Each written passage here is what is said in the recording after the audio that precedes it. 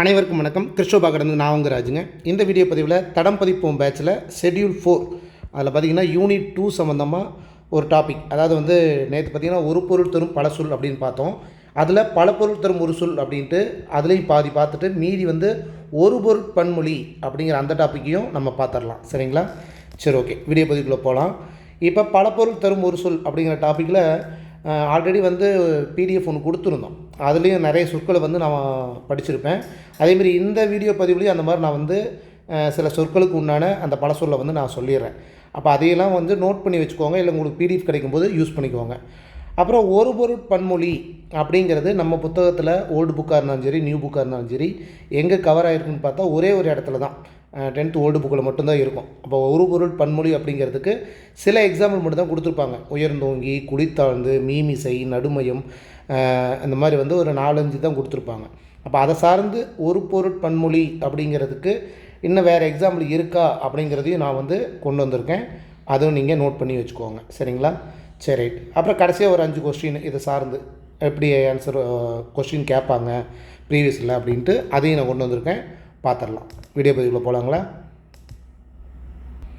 இந்த பக்கம் சொல்கள் இருக்கும், இதுக்கு உண்டான பொருள் இந்த பக்கம் இருக்கும். ஓகேங்களா? இப்போ கடல் அப்படிங்கிறது பாருங்கள், உவரினாலும் கடல் தான், ஆழி அப்படின்னாலும் கடல் தான், பவ்வம் அப்படின்னாலும் கடல் தான். கடல் சார்ந்து நம்ம புத்தகத்தில் நிறைய தகவல் இருக்குது. இருந்தாலும் ஒரு சில எக்ஸாம்பிள் மட்டும் நான் எடுத்துகிட்டு வந்துருக்கிறேன். இப்போ எகினம் அப்படின்னா பாருங்கள், அன்னம் அப்படின்னாலும் எகினம் தான். நீர்நாய், புளிய மரம், இந்த இதெல்லாம் கொஞ்சம் யுனிக்காக இருக்கிறதுனால இதெல்லாம் நம்ம தெரிஞ்சுக்கணும். இப்போ ஏறு அப்படின்னாலும் பாருங்கள், காளை அப்படின்னாலும் அதுக்கு உண்டான அர்த்தம் தான். ஆண் சிங்கம் அப்படின்னாலும் ஏறு. மேலே செல் அப்படிங்கிறது என்னென்ன ஏறுன்னு சொல்லுவோம் இல்லையா? அப்போ அந்த மீனிங். அப்போ 3 அர்த்தம் இதில் இருக்குது அப்படின்ட்டு. ஏற்றம்னா என்ன சொல்கிறோம்? உயர்வுன்னு ஒன்று சொல்லுவோம், அது நமக்கு தெரியும். இன்னொன்று ஏற்றக்கருவி, அதாவது நீர் இறைக்கும் கருவி அப்படிங்கிறத ஏற்றம் அப்படின்னு சொல்லுவாங்க. அடுத்தது ஏனம்னா என்ன? ஏனம்னா நம்ம பாத்திரம் அப்படி சொல்லுவோம். இன்னொன்று பாருங்கள், பன்றி அப்படிங்கிறதுக்கு ஒரு அர்த்தம் இருக்குது. ஐயம்னா நமக்கு நார்மலாக சந்தேகம் அப்படின்னு தெரியும். ஆனால் பிச்சை அப்படிங்கிறதுக்கும் ஐயம் அப்படிங்கிற அர்த்தம் இருக்குது, தெரிஞ்சுக்கோங்க. ஐயம் அப்படிங்கிறதுக்கு பிச்சை அப்படிங்கிற ஒரு அர்த்தமும் இருக்குது. ஓதி அப்படின்னா என்னது? அதாவது ஓதுபவன், அந்த மீனிங் நமக்கு தெரியும். ஆனால் கூந்தல் அப்படிங்கிற ஒரு அர்த்தம் இருக்குது. ஓந்தி அப்படிங்கிற இன்னொரு அர்த்தமும் இருக்குது. கடினா மிகுதி அப்படின்ட்டு நம்ம பார்த்தோம், சாலதவ நனி அப்படிங்கிற மாதிரி. அப்போ கடி, காவல், காப்பு, கூர்மை, விரைவு, இதெல்லாம் அர்த்தம் இருக்குது அப்படிங்கிறத தெரிஞ்சுக்கோங்க.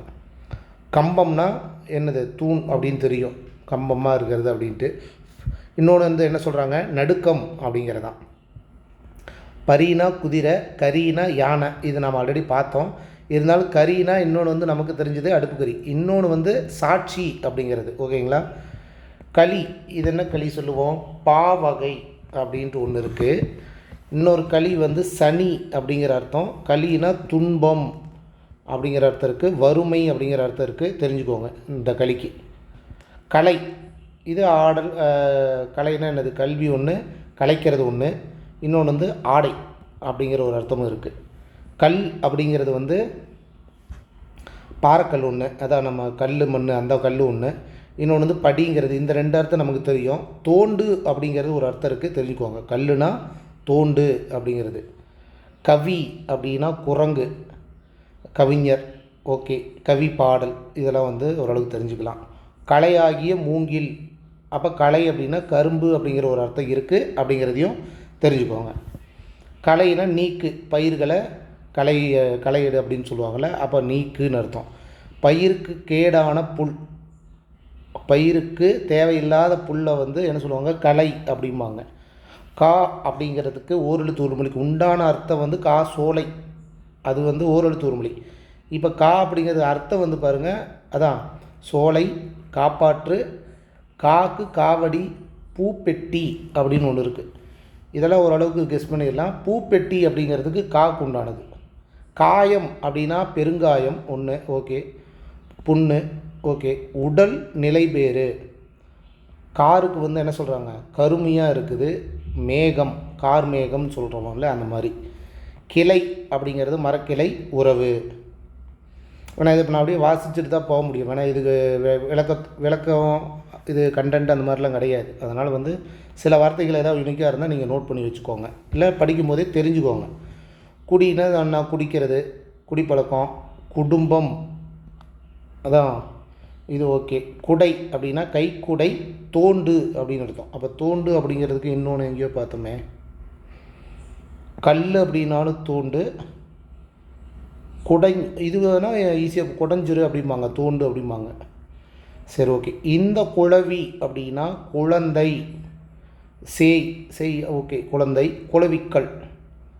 குற்றம் அப்படின்னா தீது, கோது, புரை அப்படின்னு அர்த்தம்.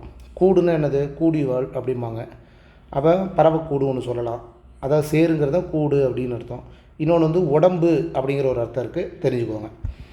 அடுத்தது கோல், புறங்கூறுதல், அதான் கோல் மூட்ராயான்னு சொல்லுவோம்ல அது. அப்போ கிரகம், கோல்னால் அதான் அந்த செவ்வாய்க்கோள் புதன் கோள் சொல்கிறோம் இல்லையா, கிரகம், அது அந்த கோள். ஓகே. சங்கம், சங்கத்துக்கு வந்து கூட்டம். ஓகே. சங்குங்கிற ஒரு அர்த்தம் இருக்குது சங்கத்துக்கு. சந்தம்னா அழகு. ஓகே. ஓசை நயின்னு கூட சொல்லலாம், நிறம். சுப்ரம் அப்படிங்கிற ஒரு வார்த்தை இருக்குது, கொஞ்சம் யூனிக்காக இருக்குது, தெரிஞ்சுக்கோங்க. சுப்ரம் அப்படின்னா வலி அல்லது வெப்பம் அப்படின்னு அர்த்தம். இதுக்கு உண்டான அர்த்தம் என்னன்ட்டு நான் நோட் பண்ணிவிட்டு உங்களுக்கு சொல்கிறேன். இந்த வலின்னு சொல்லிட்டாங்க, அதை வச்சு கூட சொல்லிக்கலாம். இப்போ சுப்ரம் வெப்பம் அப்படின்னா வலி. சூரியன் நம்ம ஆல்ரெடி நிறையா பார்த்துட்டோம், இருந்தாலும் வெய்யோன், கனல்னா நெருப்பு, அப்போ கனலி நெருப்புடையவன் அப்படிங்கிற மாதிரி வச்சுக்கிட்டா கூட சூரியன் கெஸ் பண்ணிடலாம். மாலி அப்படின்னாலும் சூரியன், கொஞ்சம் தெரிஞ்சுக்கோங்க. பருதி, கதிரவன், பகலவன், இதெல்லாம் ஓரளவுக்கு நம்ம தெரிஞ்சுக்கலாம். மாலி, கனலி இதெல்லாம் சூரியன். செல்வம், ஆக்கம், திரவியம். மாடுனாலும் செல்வம், சீர்னா செல்வம், இது தெரிஞ்சுக்கோங்க, சீர்னாலும் செல்வம். சேனை, கிழங்கு. ஓகே. சேனை பட. ஓகே. தானை அப்படிங்கிற ஒரு அர்த்தம் இருக்குது, தெரிஞ்சுக்கோங்க. சேனை, தானை. சோழன், கிள்ளி வளவன், இதெல்லாம் நம்ம பார்த்துருக்கோம். அப்போ கிள்ளி வளவன். அபயன்னாலும் சோழனுக்கு உண்டான ஒரு பேர் தான். தந்தம் அப்படின்னா பிணவு, மறுப்பு, இதெல்லாம் கொஞ்சம் வித்தியாசமாக இருக்குது. பிணவு, மறுப்பு. தாமரை அப்படிங்கிறத ரெண்டு அர்த்தமாக சொல்லலாம். ஒன்று தாமரைப்பூ, அதை பிரித்தோம்னா தா ப்ளஸ் மறை, தாவுகின்ற, மறைனா மான் அப்படிங்கிற ஒரு அர்த்தம். இது நாம் புத்தகத்தில் இருக்கிறது. தாமரைக்கு வேறு பேர் என்னென்ன இருக்குது அப்படின்னு பார்த்தா முளரி, பங்கயம், கமலம், கஞ்சம் அப்படிங்கிறது தான் தாமரைக்கு உண்டான வேறு பெயர்கள். தாள் அப்படின்னா காகிதம் தெரியும். பாதம், அதான் இறைவனுடைய தாள் அப்படின்னு சொல்லுவாங்கள்ல, பாதம், அதை தான் தாள்மாங்க. முயற்சி, தாள்னா முயற்சி. திங்கள், இது ஓகே. மாதம், கிழவு, இதெல்லாம் ஆல்ரெடி நமக்கு தெரிகிறது தான். திரினா விளக்கு திரி ஒன்று. திரினா அலைஞ்சிரு அப்படிங்கிற அர்த்தம், அலை. திரு அப்படின்னா செல்வம், மேன்மை. ஓகே. அப்போ செல்வம், மேன்மையில் இருந்த மரியாதை. திருனா லக்குமி, அதாவது லட்சுமி அப்படின்ற ஒரு அர்த்தம் இருக்குது. திருனா அழகு. இந்த திரை தெரியும், என்னது திரைனா அலை ஒன்று, வெற்றிலை ஒன்று. இன்னொன்று வந்து அதான் சினிமா திரை, அந்த திரை கூட வச்சுக்கலாம். துணி, துண்டு செய் ஆடை. அகம்னா உள்ளம் அப்படின்னு நமக்கு தெரியும்.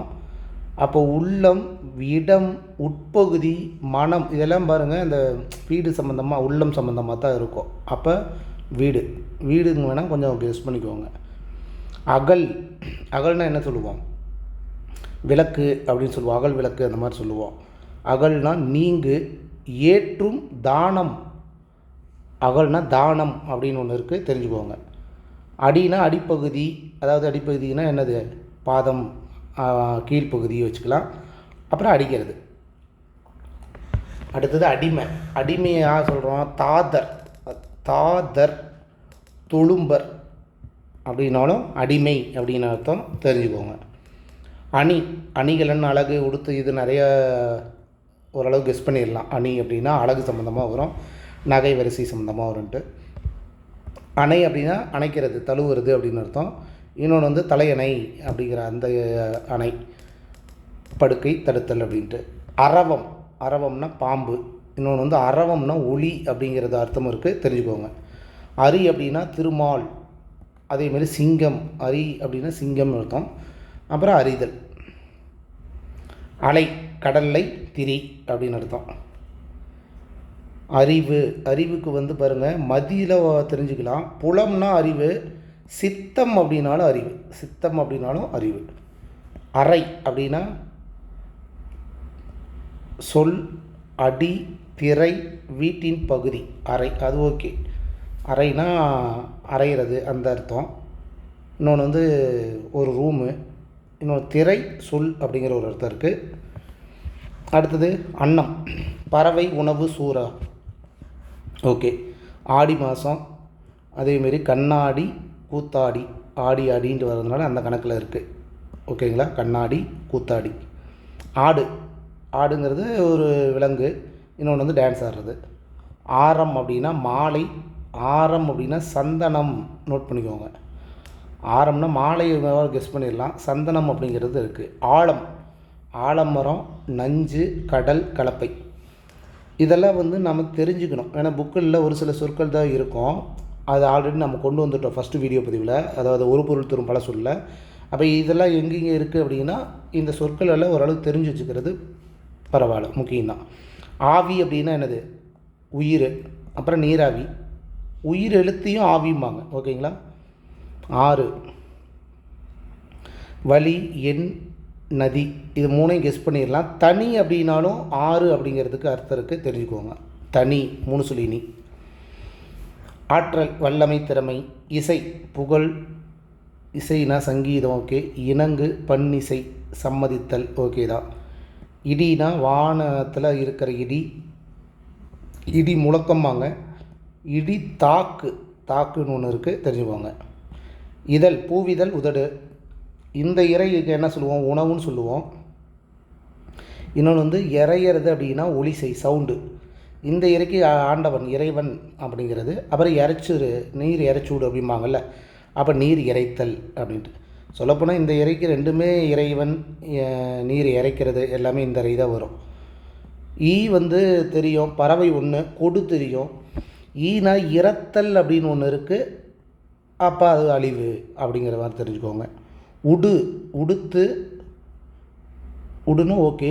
உடுனா விண்மீன், நோட் பண்ணிக்கணும். உடு அப்படின்னா பாருங்கள், விண்மீன் அப்படிங்கிற ஒரு அர்த்தம் இருக்குது.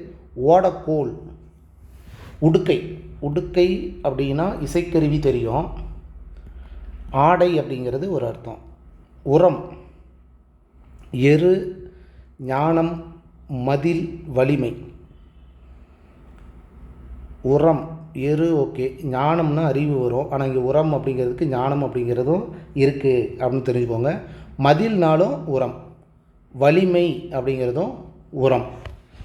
அடுத்தது உரை. உரைனா சொல்லு, தேயா.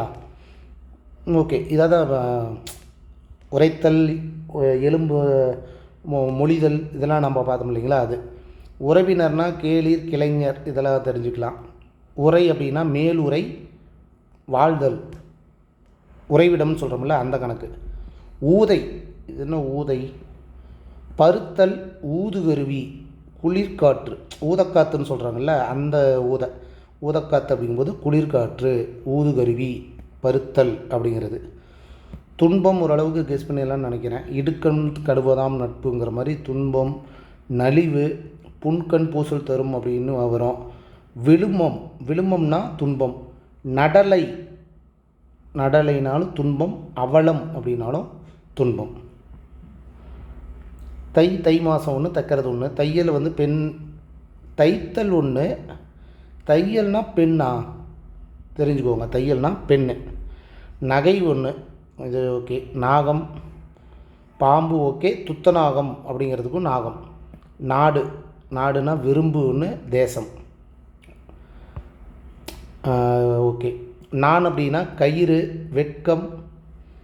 வட்டத்தின் நடுவில், படி ஓரளவுக்கு தெரிஞ்சுக்கலாம். அளக்கும் கருவி அப்படிங்கிறது அதான் இந்த படி, சோறு ஆக்கிறதுக்கு அரிசி எடுத்து போடுவோம்ல அந்த கருவி, அந்த படி. பனி அப்படின்னா பணிவு, அணிகலன். பள்ளி ஓகே. பார் அப்படின்னா உலகம் கான், அதான் இது உலகம், ஞானம் உலகம் அந்த கணக்கு.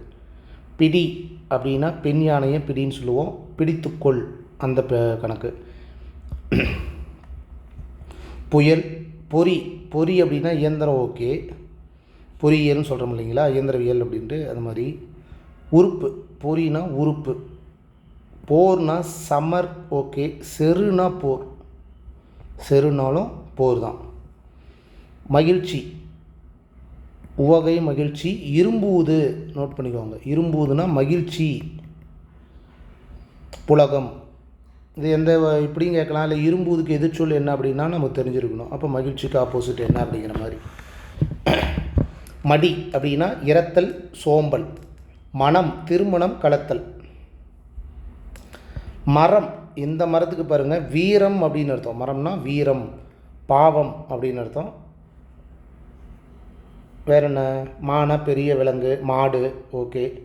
மாலை, மாலைனா மாலை நேரம் ஒன்று, பூ மாலை ஒன்று. தொடை, அலங்கல் அப்படின்னாலும் மாலை, ஓகேங்களா. தார், பொழுது வச்சுக்கலாம் மாலைன்ட்டு. அடுத்தது வலிமைக்கு வந்து மொயம்பு, வன்மை. மொயம்பு, வன்மை. வறுமைக்கு வந்து நல்குறவு, இன்மை, மிடிமை. மிடிமை அப்படின்னா வறுமை. வேங்கைனா வேங்கை மரம் ஒன்று, வேங்கைனா புலி, இந்த விலங்கை வந்து சொல்லுவோம். வேலம்னா யானை, ஓகே. மூங்கில், ஓகே. கரும்பு. வேலம்னா யானைக்கு ஒரு பேர், அது நம்ம அந்த யானைக்கு உண்டான பேர்கள் நம்ம பார்த்தோம். வேலம்னா மூங்கில் அப்படிங்கிறது ஒன்று தெரிஞ்சுக்கோங்க. வேலம்னா கரும்பு, 3 அர்த்தம் இருக்குது. சரி, இதெல்லாம் வந்து பார்த்திங்கன்னா பல பொருள் தரும் ஒரு சொல் அப்படிங்கிற மாதிரி தான், ஓகேங்களா. இதெல்லாம் வந்து அப்பப்போ ஒரு தடவை பார்த்துக்கிட்டிங்க அப்படின்னா ஏதோ ஒரு பயனில் வந்து எக்ஸாமில் உங்களுக்கு யூஸ்ஃபுல்லாக இருக்கும்.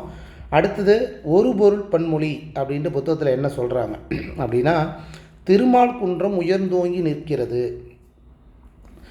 அதேமாரி அந்த ஏழை குழந்தையின் கண்கள் குளித்தாழ்ந்து காணப்படுகின்றன அப்படின்னா, திருமால் குன்றம் உயர்ந்து நிற்கிறதுன்னு சொல்லலாம், இல்லை வந்து ஓங்கி நிற்கிறதுன்னு சொல்லலாம். உயர்ந்தோங்கி அப்படிங்கும்போது ரெண்டும் ஒரே அர்த்தத்தை தான் தருது. இவ்விரு தொடர்களிலும் ஒரு பொருள் குறித்து தொடர்ந்து வரும் இரு சொற்கள் உள்ளன. அவை உயர்ந்தோங்கிய, குளித்தாழ்ந்து என்பவை. உயர்ந்தனாலும் ஓங்கினாலும் ஆகிய இரு சொற்களும் உயர்ந்த என்னும் ஒரே பொருளிலும், குளிந்துனாலும் ஆழ்ந்துனாலும் குளிந்து என்னும் ஒரே பொருளிலும் தான் வருது. அதையே சேர்த்து சொல்கிறீங்க அப்படின்னா அந்த வாக்கியத்துக்கு தகுந்த மாதிரி நாம் வலுவமைதி நமக்கு ஆல்ரெடி படிச்சிருக்கோம்ல, முன்னோர்கள் சொல்லுவாங்க, அதை நம்ம ஏற்றுக்கிறோம் அப்படின்ட்டு. அந்த மாதிரி வந்து இந்த மாதிரி சொற்களை தான் என்ன சொல்லுவாங்கன்னா ஒரு பொருட்பன்மொழி அப்படிம்பாங்க. ஒரே பொருளையே தரும் பல சொற்கள் தொடர்வது ஒரு பொருட்பன்மொழி. நடுமையம், மீமிசை ஞாயிறு அப்படின்னா நடு மையம் அப்படின்னா என்னது, நடுப்பகுதி தான் குறிக்கும். மீனா மேலே அப்படின்னு அர்த்தம், மிசைனாலும் மேலே அப்படின்னு அர்த்தம். அப்போ இது ரெண்டுமே மேல் பகுதியை குறிக்கிறதுனால மீமிசைன்னு சொல்கிறோம். இந்த மாதிரி ஒரே சொற்களில் 2 சொற்கள் வந்து ஒரே அர்த்தத்தை தருது அப்படின்னா அதை தான் ஒரு பொருட் பன்மொழி அப்படிம்பாங்க. இதுதான் நம்ம புத்தகத்தில் இருக்கிற இந்த உயர்ந்தோங்கி, குளித்தாழ்ந்து, அப்புறம் வந்து நடுமையம், இந்த மீமிசை, இந்த 4 சொற்கள் தான் இருக்குது.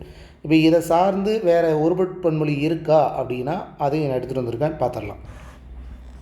சரி, இந்த ஒரு பொருட் பன்மொழிக்கு வந்து ஒரு பொருட் கிளவி அல்லது ஒத்த சொல் அப்படிங்கிற இன்னொரு பேர் இருக்குது, தெரிஞ்சுக்கோங்க. ஒத்த சொல் அப்படிங்கிறதும் ஒரு பொருட் கிளவி அப்படிங்கிற ஒரு வேறு பேர் இருக்குது அப்படிங்கிறதையும் தெரிஞ்சுக்கோங்க.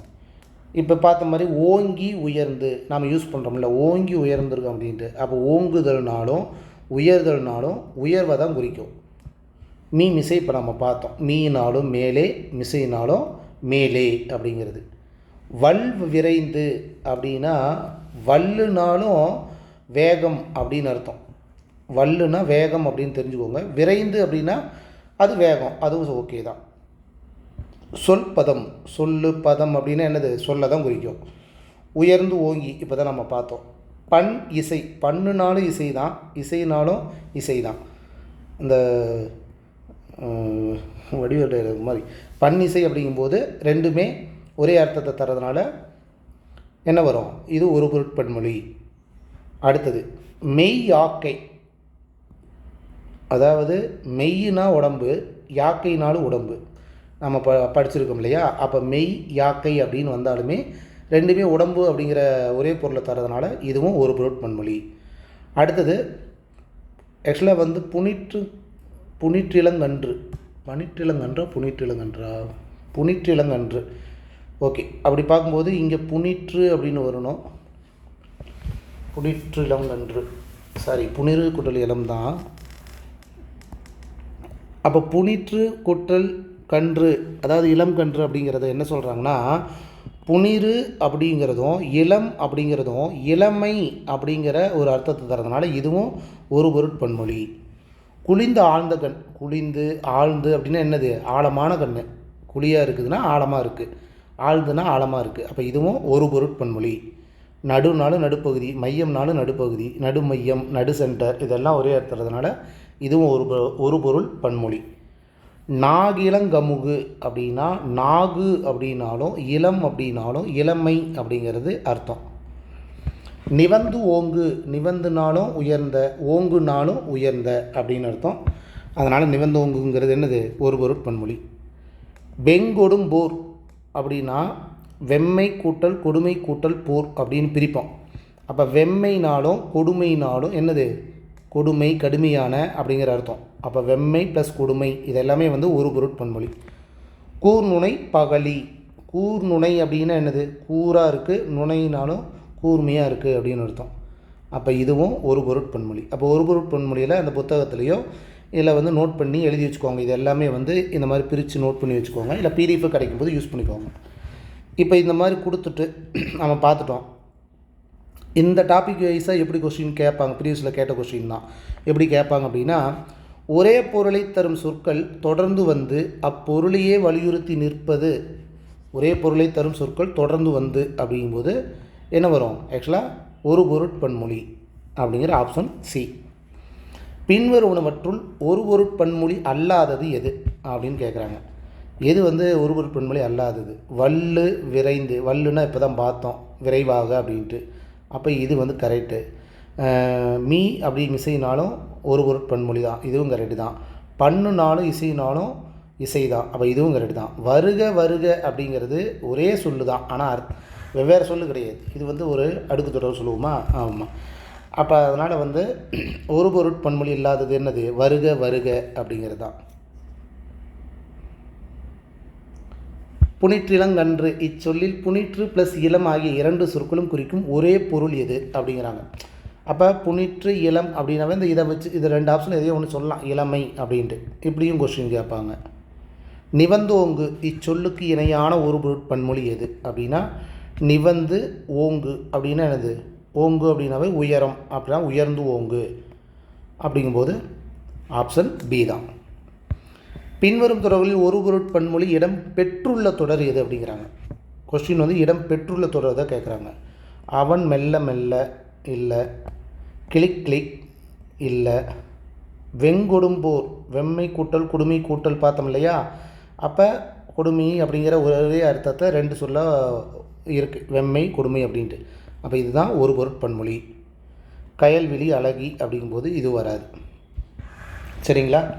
சரி, ஓகே. இப்போ பலபொருள் தரும் ஒரு சொல் ஒரு பொருட்பன்மொழி அப்படிங்கிறத இந்த வீடியோ பதிவில் நம்ம பார்த்துட்டோம். இது பிடிஎஃப் கிடைக்கும்போது ஒரு தடவை ரெண்டு தடவை பார்த்தீங்கன்னா உங்களுக்கு கொஞ்சம் இப்போ எக்ஸ்ட்ரா இது பார்த்துக்கலாம். சரிங்களா? சரி, ஓகே.